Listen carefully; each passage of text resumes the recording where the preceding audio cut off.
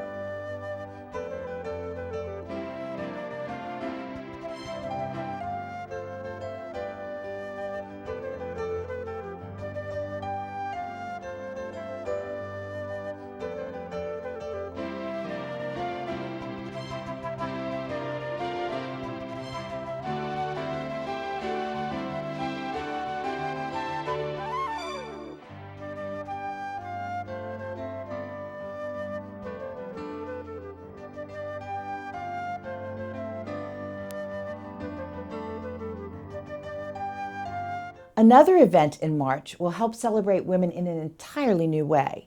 Here to tell us about the university's inaugural International Women's Day Conference is Dr. Elsie Walker, chair of SU's Women's Forum.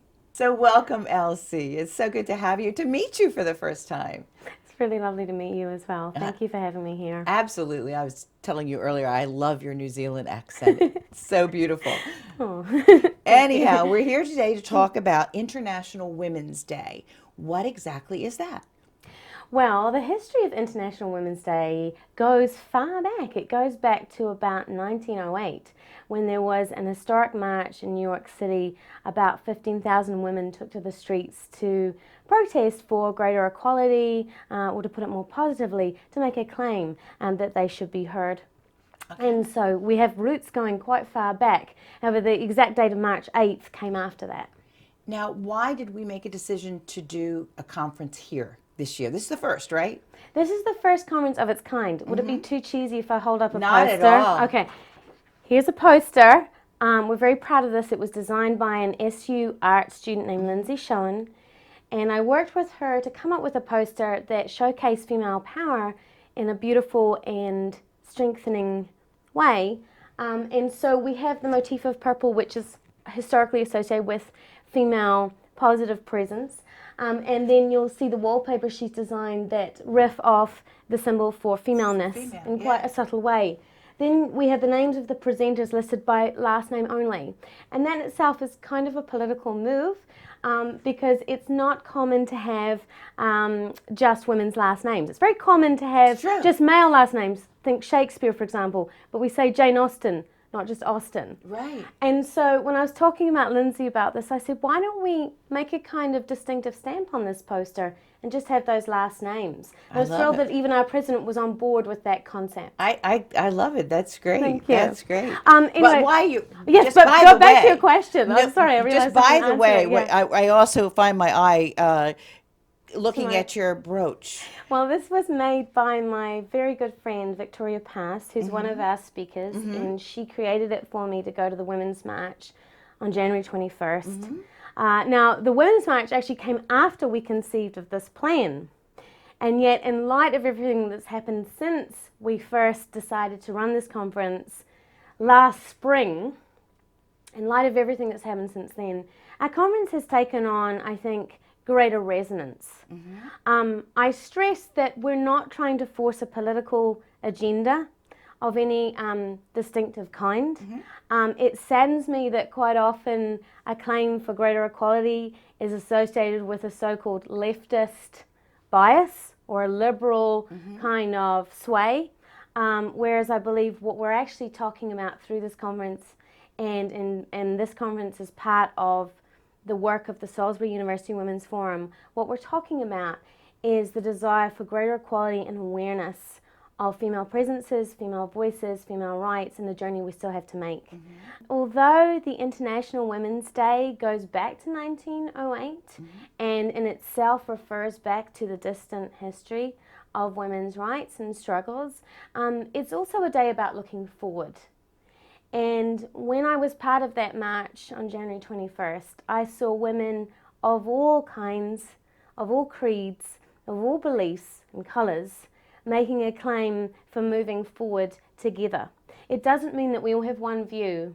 It means that we have a diversity of perspective, but that we're drawn together through a mutual commitment to equality. And that's what this conference is about. There's a great diversity of thought represented through the conference.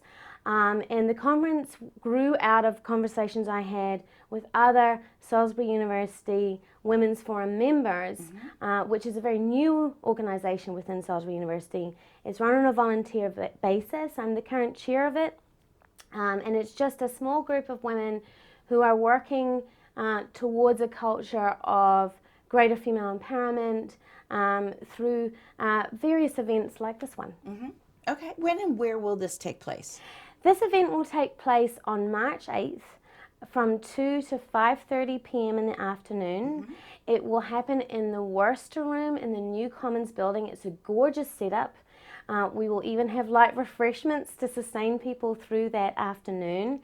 And I also want people to know that they can come and go if they want to, because we've designed a very precise schedule whereby each speaker has 10 minutes or so to talk, and then there's a 5-minute or so window before the next speaker jumps in. Would that be for questions and answers? Exactly. Okay. So each speaker will get a brief introduction from our moderator, Mary Angela Baker, and then they will speak, followed by a break, during which time audience members might want to leave for a while, come back in, whatever they decide to do.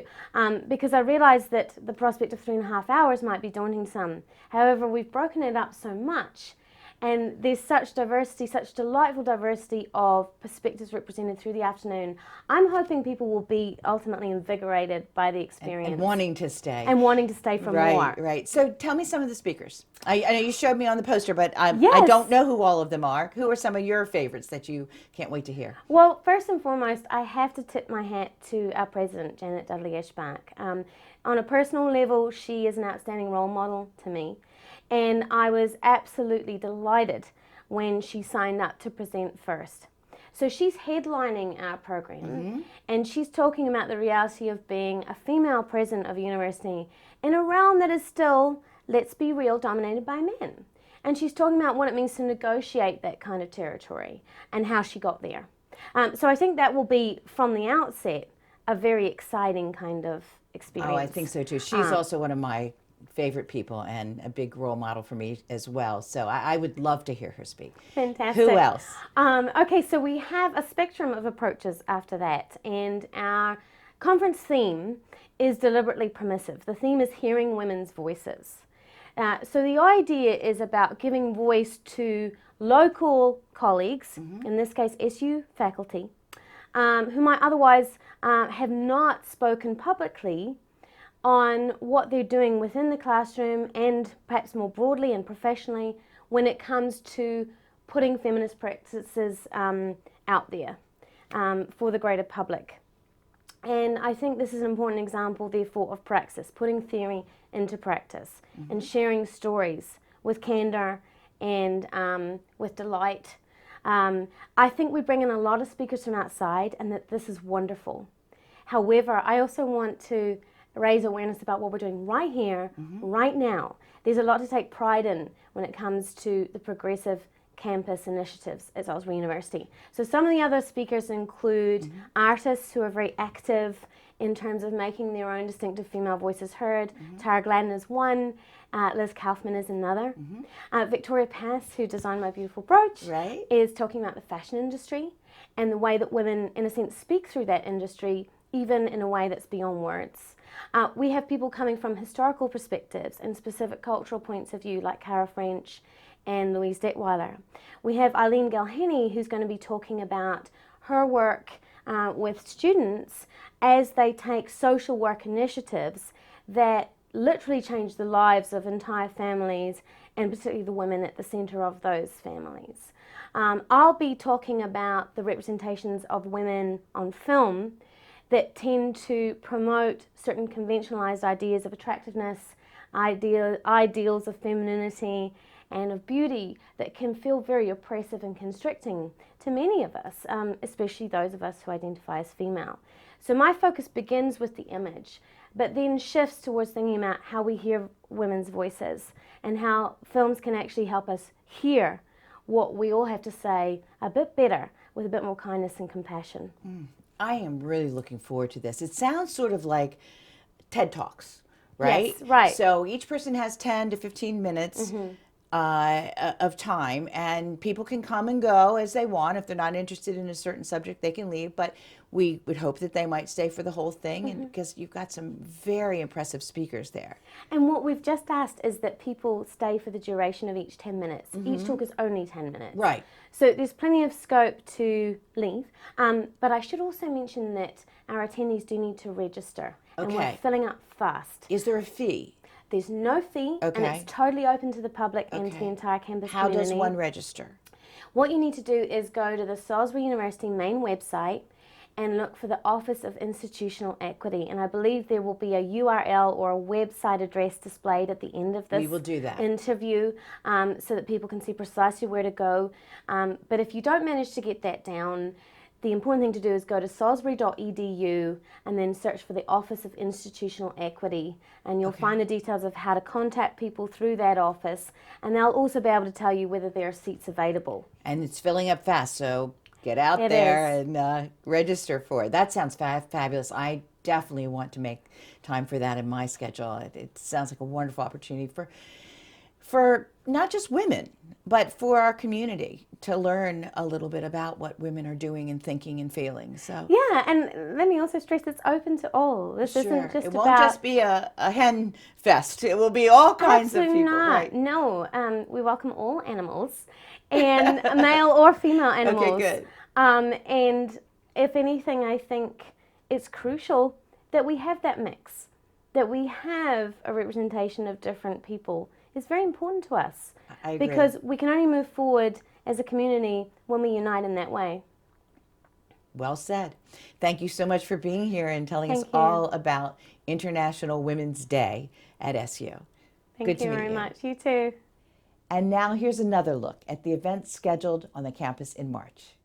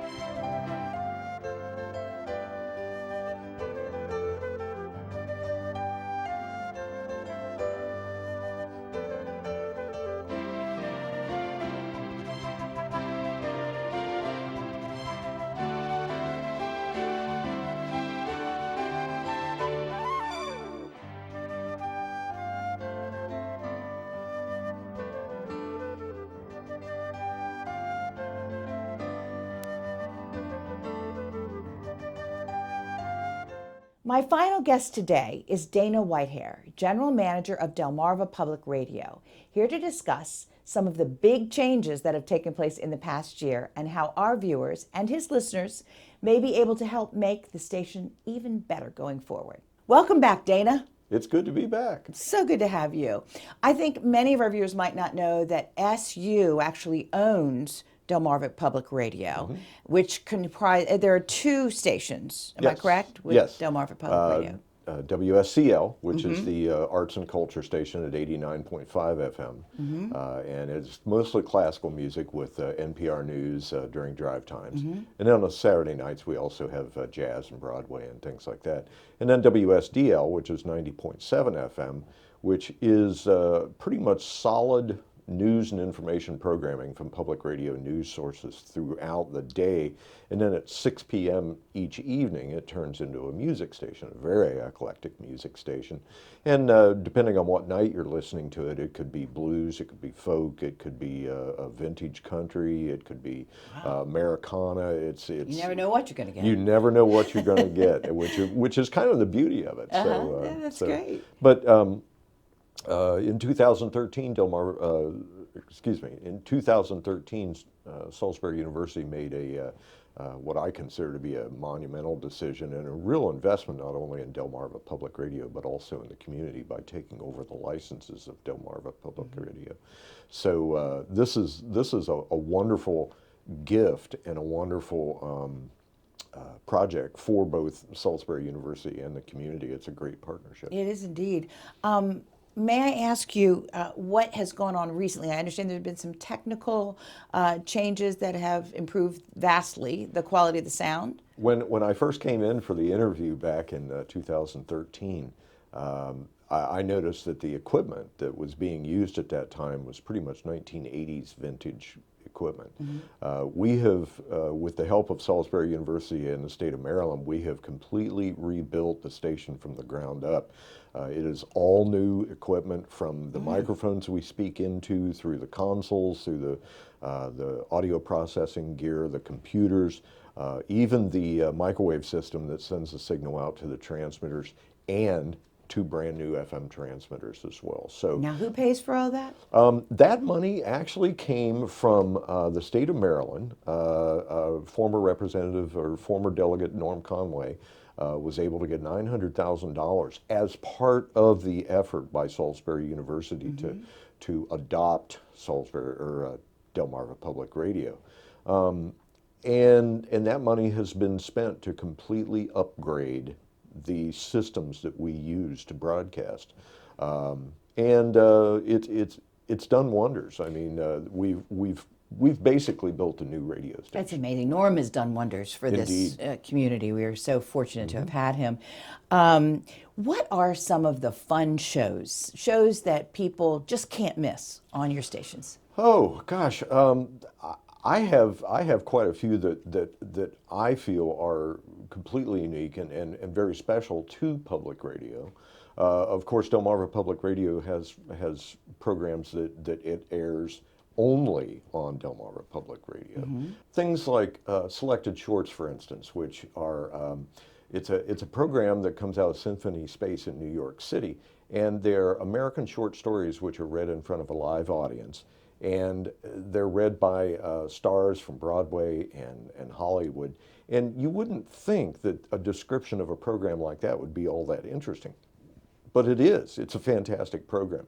I've also seen it done live, and it really comes across, and it's one of those programs that keeps you stuck in your car in the driveway because you don't want to get out of the car until the story is over. Absolutely. Exactly. You pull up and you go, wait, I got to listen to the rest of this. Absolutely. Yeah, that's great. Some of the other programs, of course, are, especially these days with the political situation being what it is, knowing what's going on in the world is extremely important. So, of course, Morning Edition, All Things Considered, Weekend, All Things Considered, Weekend Edition, those programs from National Public Radio are extremely important as well. The entertainment portion of it, though, we are here to inform, enlighten, but we're also here to engage and entertain. And we do that with quite a few programs, including Mountain Stage, which is one of my favorite programs that comes from West Virginia Public Radio. It's on Saturday nights on WSDL. And it's a program of very, very eclectic music, from folk to Americana to blues to rock to some genres you can't even begin to describe. And we're really proud to have that on Saturday nights. And it's a program that that really cuts across so many different genres of music that, again, you don't know what you're going to hear from week to week. But that's kind of the whole point. We're trying to engage people, and we're trying to expand their horizons. Right, expose them to things they don't normally hear on the radio. And you're certainly not going to hear it on commercial radio. I hasten to add that I was born and raised on commercial radio, so I love commercial radio. It does what it does, and it does it very well. But public radio is completely different, and we're here to provide an alternative, and that's why Delmarva Public Radio exists. Right. So tell me a little bit, something about the locally produced programs. You do have those? Yes. Okay. Absolutely.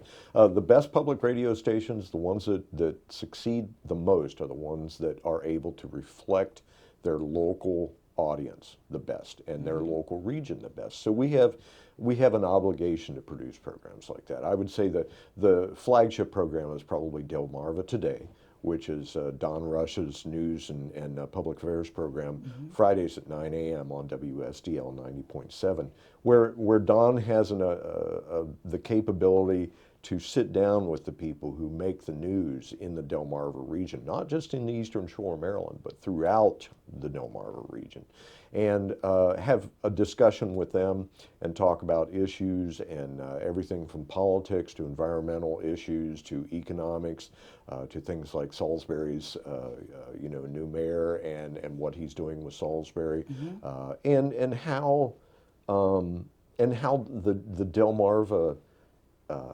region is so different from everything else around here, and how its economics, its society, its culture, it's very different. We also have entertaining programs for music, of course. My favorite is a program that's called The Show About. Chris Rank, who is our programming and operations director, on Wednesday nights on WSDL, he produces a program. It's a 2-hour program that takes either a genre or a meme or some topic or subject, even something in the news just recently. He spends 2 hours just kind of following that thread with music. And so the music that he plays has a reference to the subject of the program. And it changes from week to week, so you never know what you're going to hear there either. And this is a local person as well? Yes, absolutely. It's produced and hosted locally. The most recent edition is a program that is called So What's Your Story? And it is hosted by 2 authors here on the Delmarva Peninsula. And what they do is they invite local authors to come in and talk about their most recent release, their most recent publication, how they go about writing, what it's like to be a writer, what it's like to be a writer on the Delmarva Peninsula, which again is such a unique place that the writers and the authors from this area, they have a very unique perspective. So that program highlights what the writers here are doing, which is a very, very growing genre. And we hope to have even more spoken word, especially from Delmarva writers here. So that's a program that's on WSDL on Saturdays.